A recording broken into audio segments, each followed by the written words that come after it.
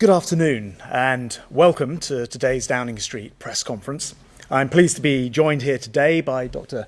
Jenny Harries, from the Chief Executive of the UK Health Security Agency, and Paul Lincoln, who's the Director General of Border Force.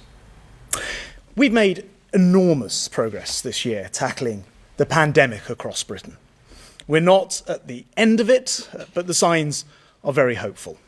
That progress has been hard-won by the speed and success of our NHS vaccination programme, by the huge scale of our testing, and by the sheer sacrifice and the discipline of the British public. And so it's important that we don't put that success and undermine it now by putting it at risk. Getting a vaccination feels like being given your life back. The newly vaccinated thanking the wonderful volunteers, people in tears of relief. But as well as the joy, there's also concern about resurgence of COVID, and it's a caution we absolutely share as a government. And it's why the only route out of this pandemic is careful and prudent, a responsible one. Of course, we're also, as a nation, a group of people who thrive on travel, a nation with family ties across the globe. Notably, nearly 1 in 3 new mothers in the UK was born overseas. And in 2019, UK residents took over 93 million trips abroad. So I'm glad to be standing here today announcing the first, albeit tentative, steps towards unlocking international travel. We want a summer in which, with the help of vaccines and testings, we can reunite families and friends, travel to places we love. We want to start looking outward again. Whilst COVID has isolated us, travel reunites us, even if video calls have kept us all connected during the very long lockdowns. There's simply no substitute for human contact. Travel is, of course, also absolutely crucial to rebuilding our economy, bringing long-awaited relief to hard-hit airlines, airports, the tourism sector, which taxpayers have spent £7 billion in supporting. But I have to be absolutely straight with you. Our success in combating COVID here, with 2/3 of adults now vaccinated, is not yet replicated in many places abroad. We in this country have managed to construct a fortress against COVID, but the disease is still prevalent in other parts of the world, most notably at the moment in India. In fact, more new cases of COVID have been diagnosed around the world in the last 7 days than at any time since this pandemic began. And nobody wants to go back into lockdown, not ever. And that's why today's announcement, removing the stay in the UK restrictions from the 17th of May, is necessarily cautious. We must make absolutely sure that the countries we reconnect with are safe, that their infection rates are low and that their vaccination rates are high. It means making sure that we're not incubating the most dangerous variants, that they're not, and that they have safe and secure surveillance in place. And that's why the Global Travel Task Force has come up with the traffic light system classifying destinations by risk. And this is based on data by the Joint Biosecurity Centre, and it will be published on gov.uk. Red countries are those which should not be visited except in the most extreme of circumstances, where repeated testing and isolation in designated government hotels on return is compulsory. Non-UK residents who've been in a red country in the last 10 days will still be barred from entering the UK. I have to tell you now that due to concern about COVID rates and variants of concern, Turkey, the Maldives, Nepal must regrettably be added to the red list today. Amber countries form the biggest group. As with the red list, you should not be travelling to these places right now. Returnees will have to do tests on 3 separate occasions, once before departure, twice after arrival, and isolate in a place of their choosing for 10 days. Finally, we have the green countries, which you will have the opportunity to visit no earlier than the 17th of May, as long as you take a pre-departure test before returning to England and a second PCR test 2 days after you return. And with these green countries, you will not need to quarantine. And travellers will be glad to hear that we've been successful in driving down the costs of tests. However, by necessity, this initial green list must be, I'm afraid, limited. So I'm announcing today that from May the 17th, you'll be able to travel to 12 green list countries and territories, which includes Portugal, Gibraltar, and Israel. I regret the favourite summer destinations like France and Spain and Greece are not yet included, but every 3 weeks from reopening, we'll be reviewing the countries to see how and where we can expand the green list. So this is just a first step. The signs overseas are now more promising as a result of their vaccination programmes beginning to crank up. And as the summer progresses, we hope that more traditional tourist destinations will be unlocked. But we have to turn the key slowly. And green list countries will be placed on a watch list if we start to have any concerns. And if it's necessary because of a new upswing in cases or a new variant, we'll not hesitate to act fast and withdraw green status. So it's up to you to check thoroughly before travelling. And if you're thinking of booking a holiday in a green list destination, please check the restrictions applying to new arrivals. So you can get this information on Gov.uk, and it is important because each country has its own restrictions. Indeed, our strong advice is not to book any holiday which does not include a refund in the event that the COVID-related situation changes and you're able to cancel. And I'm afraid we do expect longer delays at airports, and Paul will be saying more about this in just a moment. But all these measures are necessary to protect us from new variants and guard against a resurgence of infections. And that is why the UK has now developed the most comprehensive testing regime on the planet, testing up to 2 million people per day, mobilising our world-leading genome sequencing to spot mutations that could lead to new variants. And these are, if you like, the walls of our fortress, because the first duty of any government is to preserve the safety of its people. But it's also our responsibility to show global leadership, to work with other countries, to create safe standards for international travel. These were the issues I discussed with the G7 transport secretaries when I chaired a meeting with them earlier this week. And I was able to set out our own traffic light system. As part of international leadership, the government's working to develop these standards, global standards for digital travel certification. So from the 17th of May, English residents will be able to use their existing NHS Health app to gain access to their vaccine records. Alternatively, they'll be able to request a paper letter to verify their vaccination status. Now, before I finish, let me make one final point. I know that there are many people watching who might want restrictions to be lifted faster and to go further. And there are, if anything, more people who prefer us to go at a slower pace. What unites us all, I think, is the belief that we don't want to return to the days of misery and suffering and loss. We must keep our fortress, built at such a huge cost to all of us, secure, until brighter days when unrestricted travel will allow us to meet people who mean the most to us. For now, we must tread carefully, respecting the science that will guide us along the way.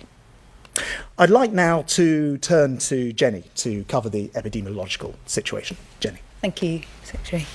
Could I have the first slide, please? So I'm just going to talk through 4 slides which give the epidemiological picture across the UK at the moment.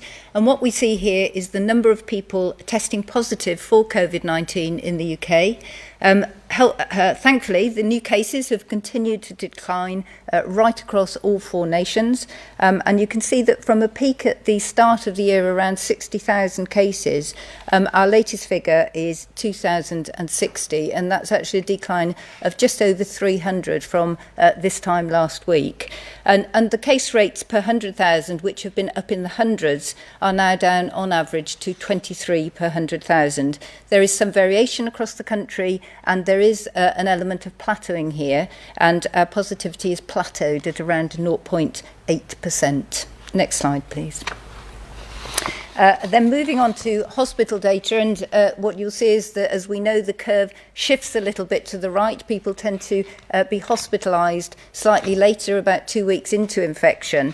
And again, in the UK, hospital bed occupancy for COVID-19 patients peaked around the middle of January at around 39,000 beds in usage. And since then, it has continued to drop dramatically. So hospital admission rates now overall are just above 1 per 100,000, 1.04 in the last week, with again some variation across the country. All UK nations have seen that decline in hospital beds, and we have a decrease of 19% in the preceding week. So currently we have 1,231 people in hospital with COVID, but again, just to note that that very rapid decline is plateauing slightly as we go into May. Next slide, please. So here we have the number of deaths of people who had a positive test result for COVID in the UK. Again, if we look back, we have moved from a very sad position in January to where was well over 1,000 deaths per day associated with COVID. And we're now down to the most recent 7-day average at just 12 deaths per day. Now, of course, every one of those is important and a significant loss, but this shows a considerable decline as we go forward into the summer months. And that means that our daily deaths are now less than 0.1 per 100,000 in each UK nation. And the final slide, please. And this slide shows the number of people who've received a vaccination for COVID-19 in the UK. So the total number of people cumulatively who've received vaccination by the 6th of May.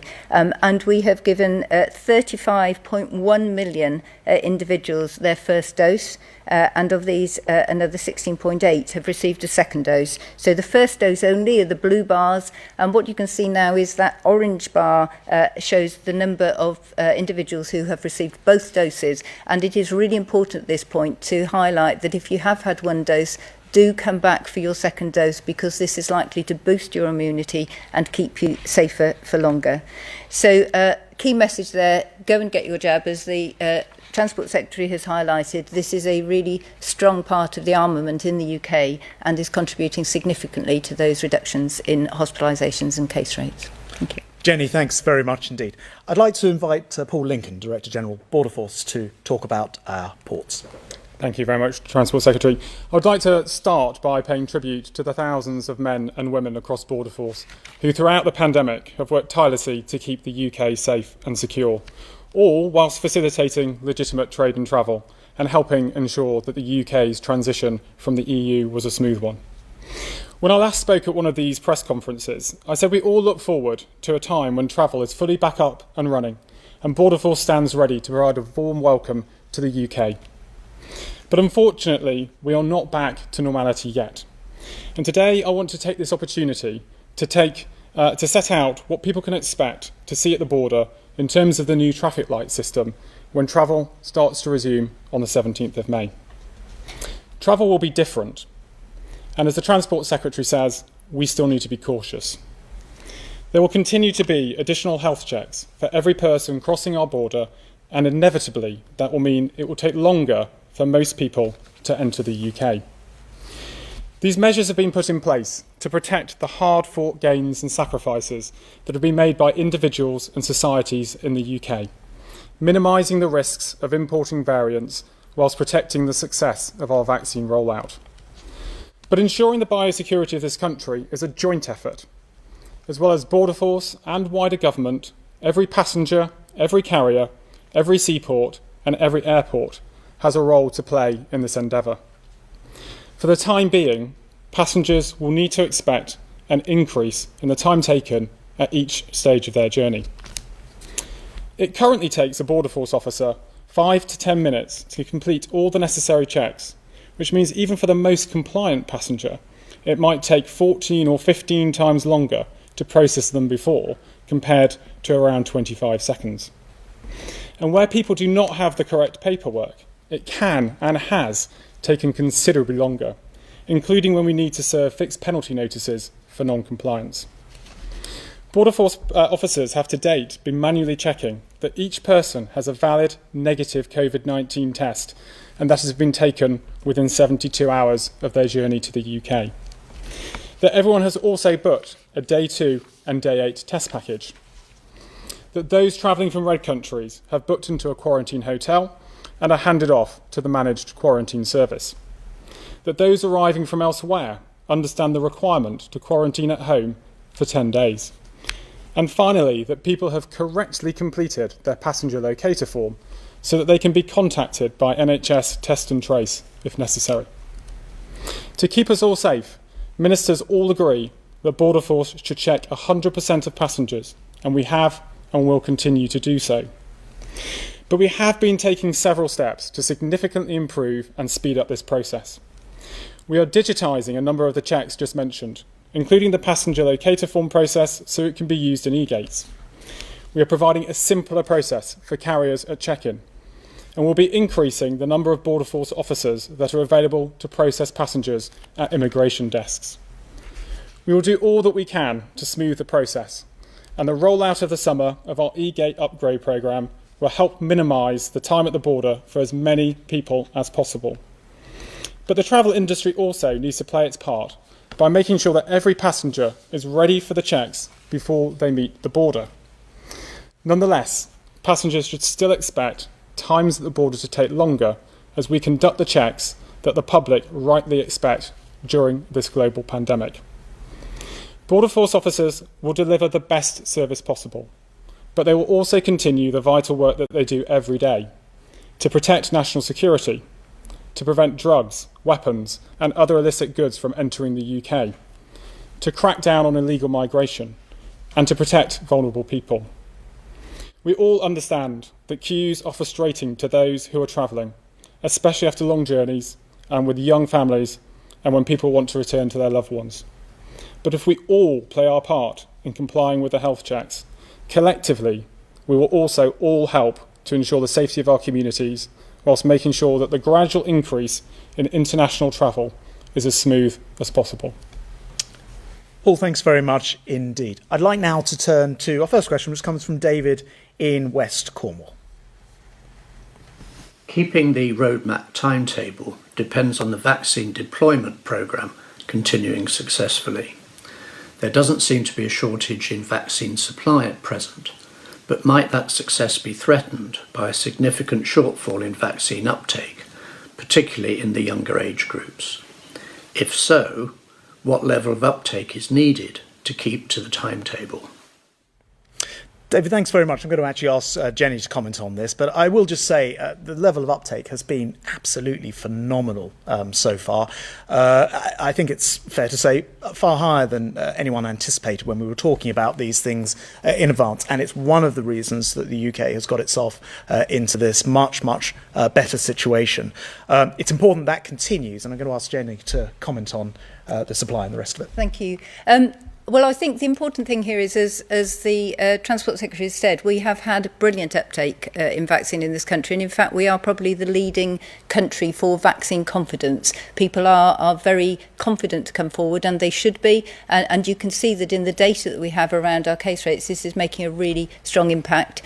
We're guaranteed to offer a first dose of vaccine to every adult by the end of July. There will be some assurance as we go through on the vaccine production, but we're still on track to do that. And of course, we're just coming into vaccinating the younger age groups, the under 40s. So I think it would be wrong of us to jump to conclusions that the younger people will not take up the vaccine. They have been brilliant in stepping forward to comply, for example, with students with regulations last autumn.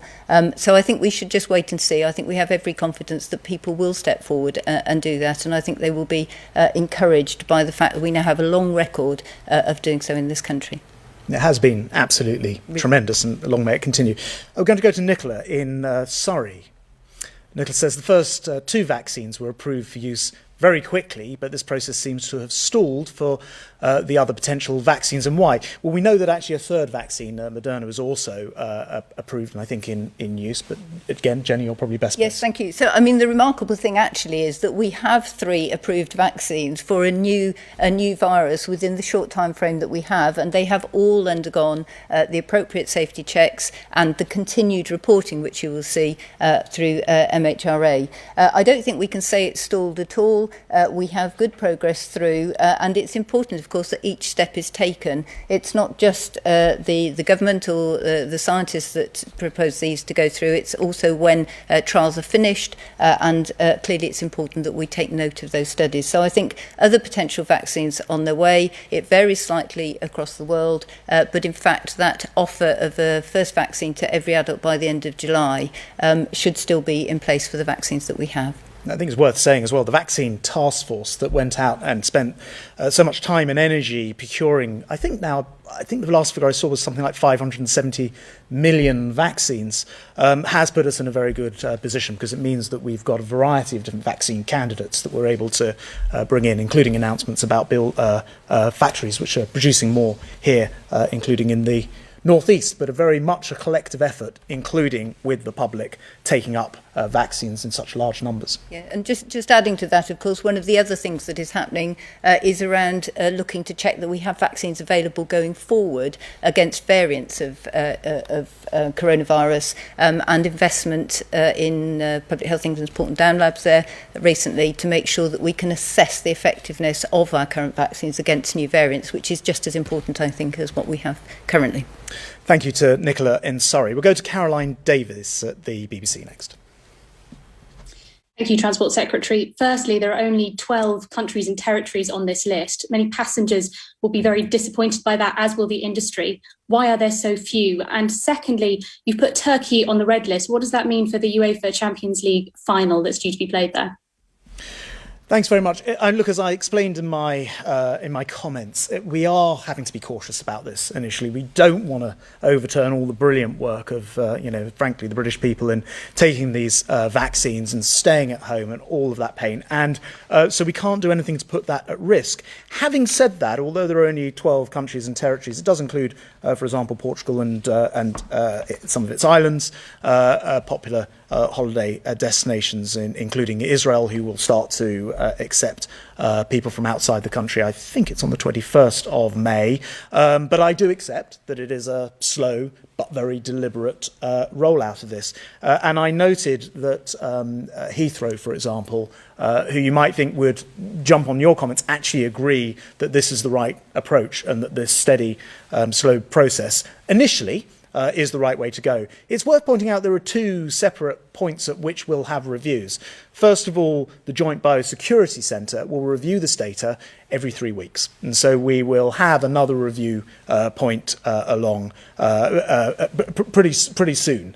The second thing to say is we've got checkpoints built into this. The checkpoints mean that we're looking at what has to happen in a green, amber or red in terms of the requirements for testing and so on and so forth. So this will be a fast developing situation, but really the key thing to say is the reason there aren't more places on the list is there aren't more places that are in the fortunate position that the United Kingdom has got itself in. As Jenny says, people coming forward for vaccines. As I was saying, the vaccine task force and the government doing such strong work a year ago to make sure we were ahead of the world in terms of having those vaccines. So if you're looking for the answer, it is simply that the rest of the world needs a bit of time to catch up with our more fortunate vaccine position before we'll be able to open up travel to those locations.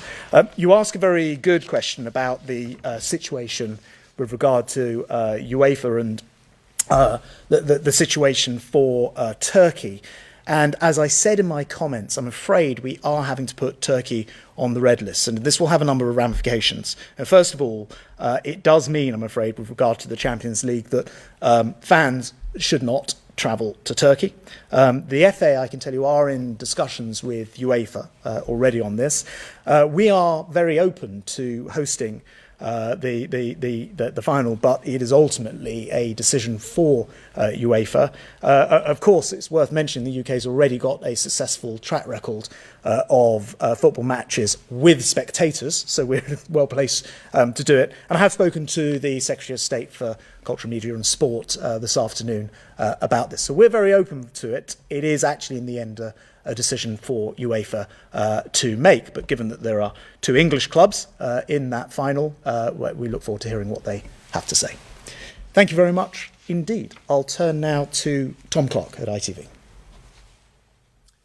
Thank you, Secretary of State. While we worry about where we might be able to travel to, the virus is proving it's pretty capable of travelling into the UK. How concerned are you, and should we be, about the doubling of the number of variants of concern originating in India here in the UK? And how concerned should we be about the Indian variants compared to those from South Africa and Brazil, for example? So there are two places to answer this. One is, of course, with the excellent border protection that Paul Lincoln and his team are providing, which is helping us to keep on top of variants of concern. The second thing is now that the variant in India is a variant of concern rather than a variant of interest, which it has been up till recently. I'm going to ask Jenny to comment on the epidemiological situation. Thank you. So I think, yes, we should be concerned, and I'll come to the action that we're taking. But there is quite a complicated message here. I think, so it's a good sign. We've seen the slides there, and our overall positivity rates have dropped dramatically. But in some areas, there are some variants of concern, particularly the Indian one, which have risen quite sharply in the last week or two. So those areas, we really do want people to be extra cautious. Again, it's important, just because that particular one, the B16172, one of the three variants that we're seeing from India, has increased quite rapidly. The other two, the one under the 3 number, are still variants under interest. And when we move them to a variant of concern, it's because we find something in how they're behaving, or some of the mutation that we think might give some cause for concern, either particularly in vaccine escape, severity of disease or transmissibility. Now, what we have with this particular Indian variant at the moment is that we found yesterday at the technical group, the variant technical group, that the transmissibility was at least equal to what we've been calling the Kent variant. It's the B117. It's actually very widespread, but people will recognise it by that name. And we don't yet know many other characteristics about it. It takes quite a while to understand, for example, the severity of disease or what it means for vaccine effectiveness. So while we're watching that, actually, we are taking a whole host of steps to ensure that in areas where we have seen that, we have enhanced contact tracing. We're going in with messaging, working with local communities, with local directors of public health, to ensure that people are really aware of the potential risk. We're encouraging people to continue to work from home, all the things we know, socialise outdoors, even if the situation and the rules change. It's really important people continue to do that. And this is likely to be a bit of a pattern as we go forward. So we need the public to do everything that they have been doing in sticking to the rules, but in those particular areas to be being particularly careful. And we will continue to monitor it. I think one of the important things is the UK has absolutely brilliant genomics. We contribute about a third of the total global genomic sequences that are put up on Gazade, and so we have a very, very clear picture of what we have in terms of variants of concern and under investigation. And it's, of course, the reason why we're taking variants of concern so seriously. It's one of the reasons in response to the previous BBC question that we're not opening up too fast, because we want to be in a position to control it. And it's one of the reasons why Paul Lincoln and his team are checking 100% of people at borders, although that will increasingly on the green list countries start to become a digital check through the e-gate and the passenger locator form over time. Can we go to Paul Kelso of Sky?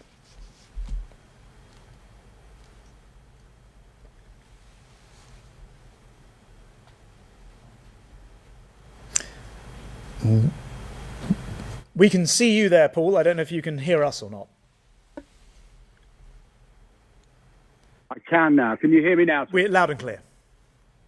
We know that the travel industry is desperate to get restarted. Gatwick, where I am, is deserted, but we've seen already prices starting to soar as a result of speculation around this list. And we know travel companies are declining to offer refunds even for people with pre-existing reservations to countries on your orange list. Is this system not simply making travel the preserve of the rich? And if I may, with respect, a fortnight in the Falklands isn't most people's idea of a summer holiday. Is it realistic to think that this year we will see the return of mass travel to Spain, to France, and other really popular destinations, as opposed to this tiny list of many islands? Thanks very much.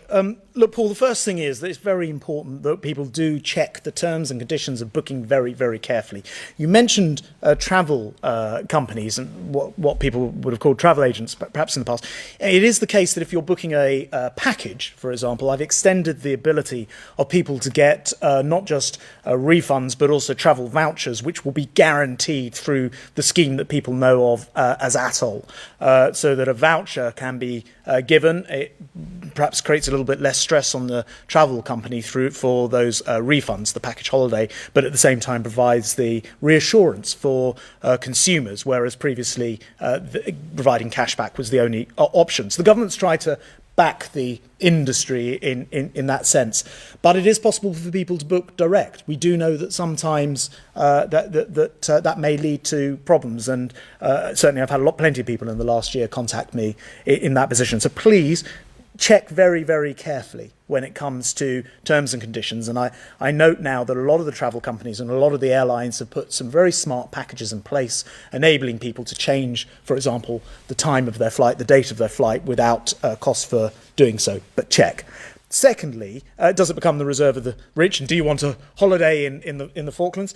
There are other locations on there, although I'm sure the Falklands is lovely. But look, this is not a list generated and created to, if you like, think about where people want to lie on beaches and then twist the science to fit it. That would be completely wrong. It would go against everything that we have said about. In fact, it would betray the sort of what everyone has gone through for the last year, the sacrifices that people have made, staying home, going to get the vaccine when called, the enormous national effort. If we were then to throw it all away and just say, well, we'll add some holiday destinations on, we cannot do that. And I hope people will, and I think people will appreciate and understand that. What we can and will do, though, is review the list very regularly. And Jenny will correct me if I'm wrong, but you mentioned 12 fatalities, deaths per day on a 7-day running average. When I came in, I checked where France is at. I think it's about 220 fatalities per day. We just need to give other places in the world a chance to catch up, and some of those places are the locations where people will want to go on holiday. So to answer your last question about whether we'll see mass travel or not, look, I think we will gradually see an opening up. We see that the vaccines are extremely effective. But what we can't do and what we don't know is the extent to which somebody who is vaccinated might still be capable of carrying a variant of concern back with them, and we cannot put the British people at risk in that way. So it's a gentle, gradual thing. As I mentioned before, Heathrow and others are welcoming the steps today. It is a first step, but it's a very deliberate one with some clear review points in there as well. Jenny, I don't know if there's anything I think you've mentioned all the important things. It is just really important, as you said earlier, that we progress with necessary caution. You can see, I mean, I think the public will have realised just from looking at the picture in India just how quickly virus can take off, particularly if there is low vaccine coverage in those countries, or you have a large number of people without spacing and all of the things that we've got used to doing. So obviously that varies significantly across the world, but there is a regular review point. The Joint Biosecurity Centre has a very detailed exploration of all of the different criteria, so whether it be testing capacity, whether it be the capability of a country to look at the genome sequencing, whole host of things that we didn't have last year. So I think a lot of reassurance that all of this is looked at in great detail, and as countries are able to move into those different traffic light areas, then ministers will be able to make those decisions.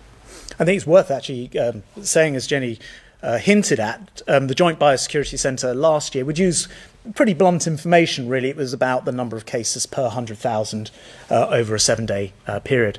This year, it's about not just the prevalence of cases, it's about the variants of concern. It's about the ability of the country to test, the quality of their data, how good their genome sequencing is. And I think reassuringly, Paul, all of that's going to be published this year, both the methodology and the data, so people can see themselves how and why the particular countries and territories that are being included at the moment are in there, and I think that will be helpful for everyone.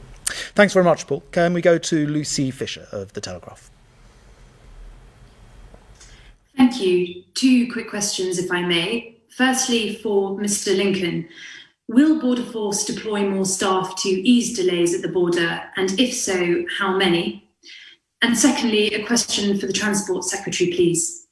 Vaccinated Britons are allowed to travel to other countries without having to take expensive COVID tests or quarantine, but the UK government insists on these measures from vaccinated travellers.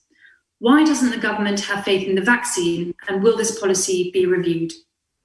Thanks very much, Lucy. Paul?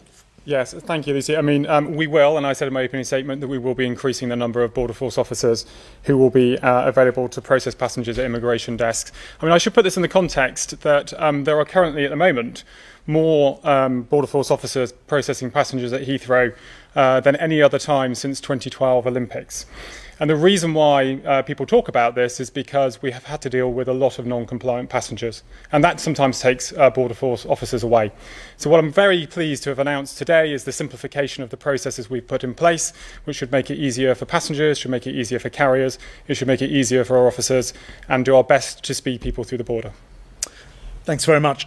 In answer to your second point about vaccinated Brits being allowed to travel to other countries, actually, when I look around the world, and as I mentioned in my comments, I chaired a meeting of the G7, the Group of 7 Secretaries of State for Transport in the week, and actually they don't have systems in place for travel yet. They haven't launched their equivalents of the Global Travel Task Force, nor do they have traffic light systems. Actually, by and large, because we have managed to vaccinate a higher proportion of the population faster than other countries, we're also ahead in terms of this unlock programme, both the wider roadmap, of which the 17th of May and the 21st of June are the 3rd and 4th moments, but also in terms of unlocking travel. But you ask a really interesting question about, well, if you've been double vaccinated, why shouldn't you be able to go travel? And it's a question, of course, we're asking all the time. And again, actually, I'm going to lean on that advice here from Jenny, because I think it's one of the things, the questions that scientists are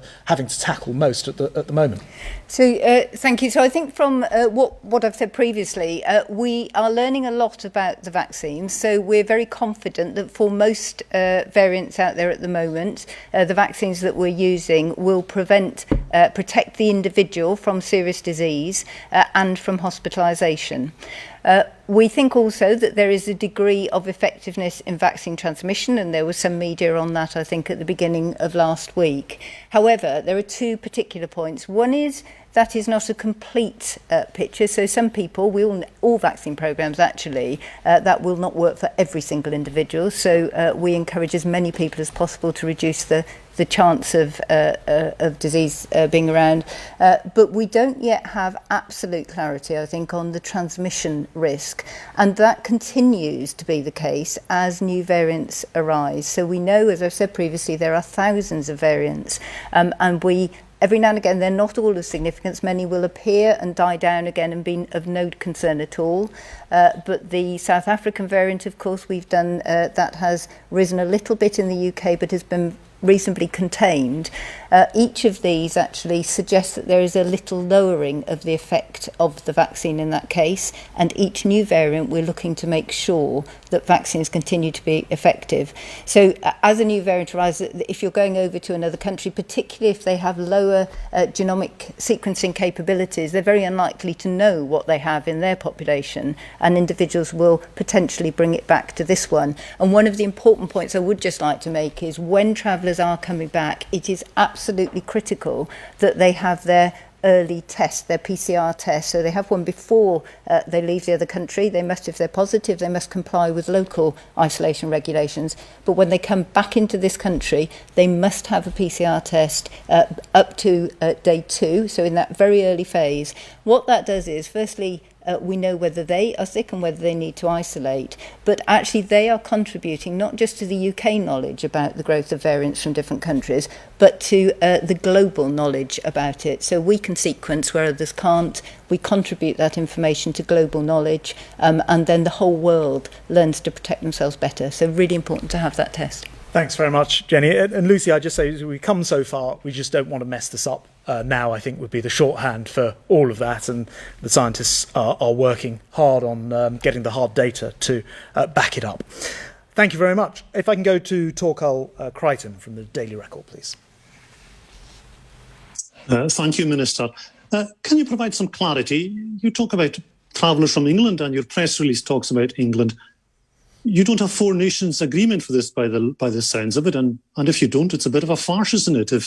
If I have a reader in Fife who wants to go to Faro and they're not allowed to travel from a Scottish airport, they just jump on a train to Heathrow and they jump a red light. It undermines the UK Four Nation approach, doesn't it? So, first of all, I should let you know that I held a call with the devolved administrations earlier today, and all of the 4 chief medical officers of the Joint Biosecurity Centre have met and agreed the principles that sit behind the traffic light system. So there is a large degree of agreement and cooperation in developing the system. I think, more to your point, there happen to be elections on, or rather election counts, in Wales and Scotland at the moment, and so understandably, whilst those governments are in flux and there aren't effective opposite numbers to speak to, it may take a few days for them to prescribe precisely what they wish to do. But it is with their agreement that the traffic light system itself has been created. And as we saw last year, I suspect that by and large we'll see the same conclusions, for the simple reason that the science is the science. The epidemiological situation is that presents to us all, and since we're working from the same traffic light system, it stands to reason it will be broadly similar in design. So that's the picture. We look forward to there being governments in place in both Wales and Scotland, and to having as joined up a picture as possible. Just on your final point, though, I would say what you sort of pointed out is it's possible for people to break the law. And of course, it's possible. People break the law in all sorts of different ways, but people should respect the law as it is legislated in our devolved system of government throughout the 4 nations. And so we must never encourage anybody to, as you describe it, break the law, jump on a train and do something which they should not be doing, and presumably would carry some pretty big fines if they were to do so. Thanks very much. I'll turn now to Jim Scott at the Northern Echo. Jim. Thank you. As the country exits the national lockdown and as more restrictions are eased, there will inevitably be an increase in cases. But if there is a spike in COVID infections in one particular region, such as the North East, is the government likely to consider preventing residents in that area from travelling abroad? As we come out of this lockdown, we've got this four-stage roadmap. And as you know and will have noted, we haven't gone back into a tiered situation. That's possible actually because overall our levels are so much lower. And where they're low overall, where the prevalence is low, you're able to take a much more national approach to all of this. And I very much hope, Jim, and I'm going to ask Jenny to comment, but we're not going back to those bad old days of very high levels of enormous prevalence and the rest of it, because we've got the one thing that we didn't have when we got down to these very low levels last time round, and that is, of course, the vaccine. Actually, I said the one, there's a second thing, which is mass testing. Every adult in this country, every secondary child in this country can have 2 tests a week, free, delivered to their homes, and millions of people are taking up that offer, and it's helping us to identify where there are problems. So we are much better positioned this year with vaccines, with testing, with genomic sequencing, to not need to take that localized approach. And so far, so good. But I'm going to hand over to an expert here. No, it's a really important question, but I think the ambition is exactly as the Transport Secretary has said, that we know that there have been certain areas which I think we now would frame as where there has been enduring transmission, and it's those populations who have really had to be locked down for very lengthy periods of time, and that's not just unhelpful for them and a bit miserable for them during that time, but actually it will affect the health of those populations in the longer term as well. If they've had higher rates of COVID, potentially long COVID implications and implications for the viability and the health of their families long term, so miss school and all sorts of things. So I think our approach at the moment is to actually really focus on those areas of enduring transmission in a number of ways, working with directors of public health and local authorities. There are a number of different community testing programmes, so that where we see those higher rates, to go in to help support individuals to find infections and to help them to isolate. Many of these families are ones where they're more likely to have to go out to work, or they're in large families, it's less easy to isolate, and there are a number of ways which local authorities can support them with central government funding through a communities fund to do that. But it's a really good point, and it is actually our focus of attention as we come out of the lockdowns, and really focus as we go forward. And once again, just encourage, if individuals are in areas where there are variants of concern, really to be extra careful in those until those rates have subsided. Jenny, thanks very much indeed. I just wanted to end by saying, I could never have imagined when I became Secretary of State for Transport that I would be responsible for locking down all international travel, indeed most of the domestic travel network as well. And I'm pleased that we're finally in the position of opening up. I've been looking forward to today, or a day like today, for a very long time.